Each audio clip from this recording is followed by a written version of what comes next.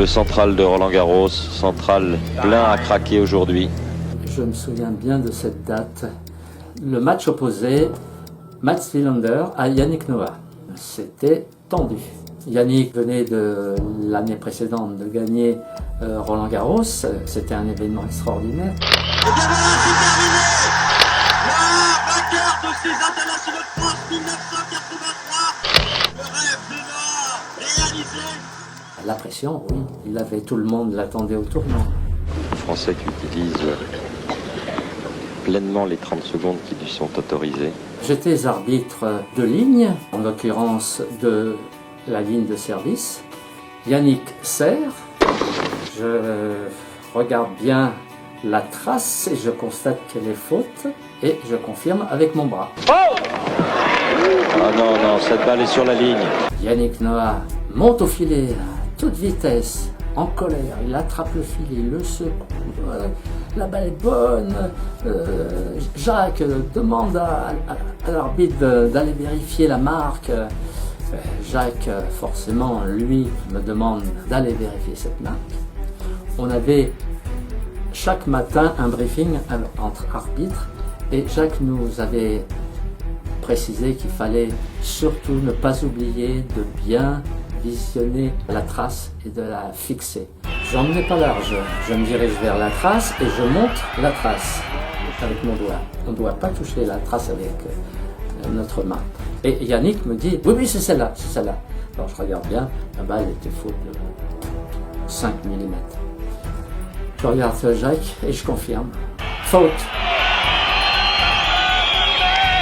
Et là, 15 000 personnes qui hurlent au scandale, à l'injustice, etc.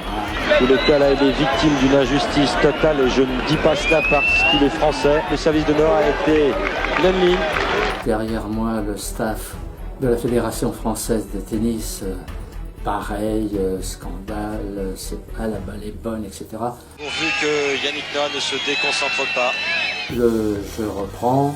Au changement de côté, Yannick se trouve devant moi, prêt à recevoir le service de Mats Wilander, et il me traite de tous les noms.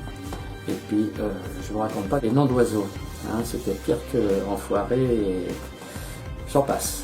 J'aurais pu me lever et me diriger vers Jacques et lui dire « Jacques, il y a eu un insulte à arbitre, Yannick m'a dit ça, ça, ça et ça. » Mais je ne voulais pas en rajouter. Yannick souffrait à l'époque d'une pubalgie et je crois que ça le titillait et ça ne lui permettait pas d'être en grande forme pour faire un match correct. Voilà, 3h35 minutes de jeu. Yannick Noah s'incline devant un grand champion. Il abandonne ainsi son titre de champion de Roland-Garros. J'étais pas tranquille à la sortie du stade. Bien évidemment, j'ai été accosté par les spectateurs. Certains m'insultaient, c'est votre faute, Yannick a perdu à cause de vous, la balle était bonne. C'était pas beau à entendre parce que il y avait des paroles très racistes. Il y en a même qui me disaient oui, il aurait pu rester dans sa jungle là en haut d'un cocotier et à dégommer les noix de coco. Enfin, c'était des propos vraiment insultants pour le champion. J'ai arbitré pendant une dizaine d'années à Roland-Garros, à Monte-Carlo, à Bercy, et Yannick Noah, oui, je l'ai arbitré souvent. En revanche, je n'ai pas souhaité lui parler de cet épisode. En remettre une couche, c'était pas vraiment évident. Les choses s'étaient calmées. Et puis, de toute façon, il n'aurait pas tenu compte de mes arguments. Alors, il fallait calmer le jeu et laisser ça comme ça. Non, monsieur, n'est pas la bonne trace.